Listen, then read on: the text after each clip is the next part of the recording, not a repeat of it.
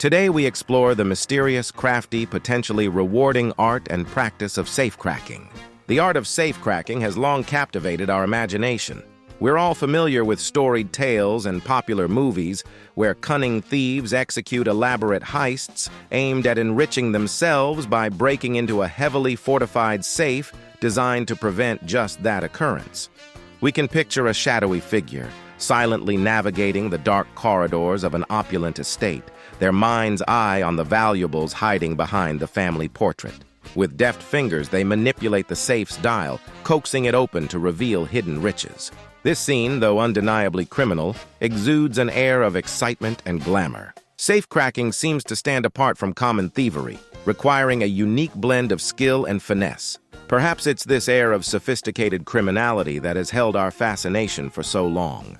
While safecrackers have been popular fixtures in fiction since the early 1900s, real-life counterparts have emerged throughout history, their actual exploits rivaling the most thrilling tales found in books and films. Safecracking is as old as safes themselves, and safes used to secure valuables are about as old as recorded history, with the first known safe being used in the 13th century BC. It was found in the tomb of Pharaoh Ramses. Fabricated from wood, it had a locking system similar to modern pin tumbler locks. During the Roman period, combination locks with rotating dials were introduced as an alternative to keyholes.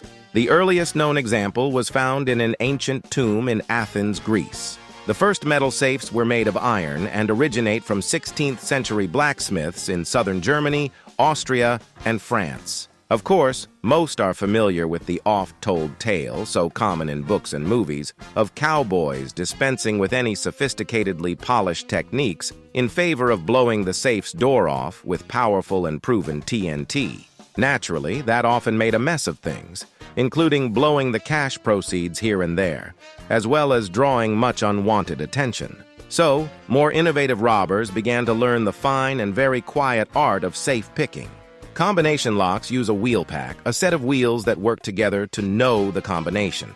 The number of wheels corresponds to the number of digits in the combination with one wheel for each digit.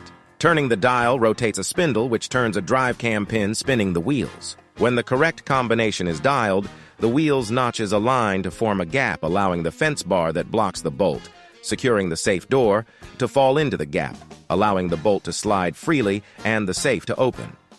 Safes have evolved to be increasingly fortified against external intrusion.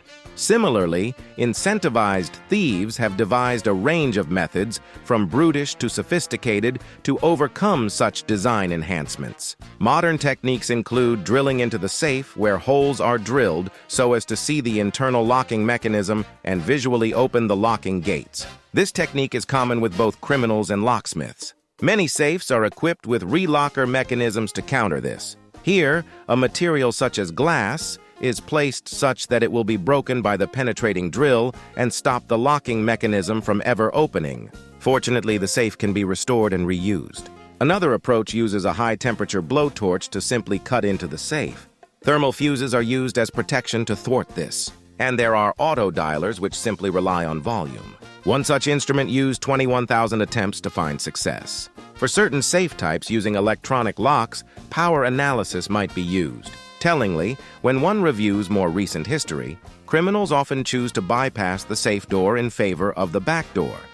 That is, the vault's less visible and perhaps more vulnerable wall, ceiling, or floor. It would seem that boring through several feet of concrete is more prone to success than battling the baffling complexities of a modern safe door. In one case, in 1972, a six-man crew of safe robbers, hearing that President Richard Nixon had stashed $30 million in illegal campaign funds in a California bank, made off with an estimated $12 million, making it the largest bank heist in the USA at the time. They gained access through the roof of the bank and spent the weekend going through the vault before escaping through a blown-out wall. To pull off a robbery of Lloyd's Bank in London in 1971, a gang tunneled 40 feet from a rented shop to break through the floor of the vault, stealing upwards of 3 million British pounds. Investigators stated that the burglary was inspired by The Red-Headed League, a Sherlock Holmes short story in which criminals did exactly this. In 2005, a band of thieves in Brazil spent an entire 3 months digging a 250-foot-long tunnel to the vault of a city bank. Breaking through the floor, they made off with about $70 million. In a different twist in 2004, a group of masked robbers in Belfast, Ireland arrived at the homes of 2 bank executives for Northern Bank.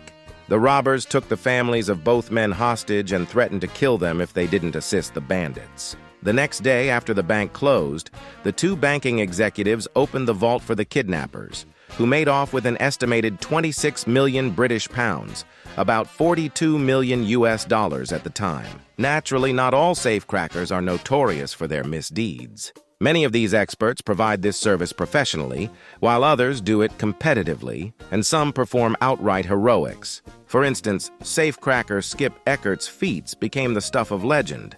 Mr. Eckert was credited with saving the life of an 18-month-old toddler in a small town who was accidentally locked inside a bank vault.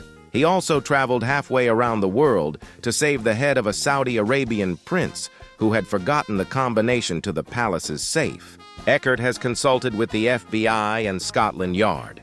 He typically carried his own specialized safe-cracking tools packed in 3 70-pound suitcases. Jeff Sitar is a world champion safecracker and 8-time winner of the Lockmasters International Safe-Cracking Competition. Mr. Sitar stated that while the other kids were going to the movies, I was going to junk yards looking for safes to practice on. One television special tested his touch sensitivity skills by having the lock cylinders rub against a toothpick, a post-it note, and a feather.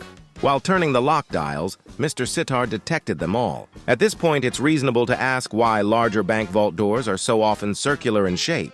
The reason for circular safe doors is simply that they are easier to fabricate. Both door and frame can be cut precisely round on an industrial lathe, making them a snug fit.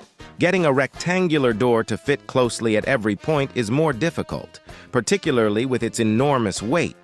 So, starting out as ornate wooden lock boxes, then developing into steel combination lock vaults, and finally transforming into nearly impenetrable electronically controlled fortresses, and still widely used for home and commercial purposes, it's safe to say that safes have come a long ways.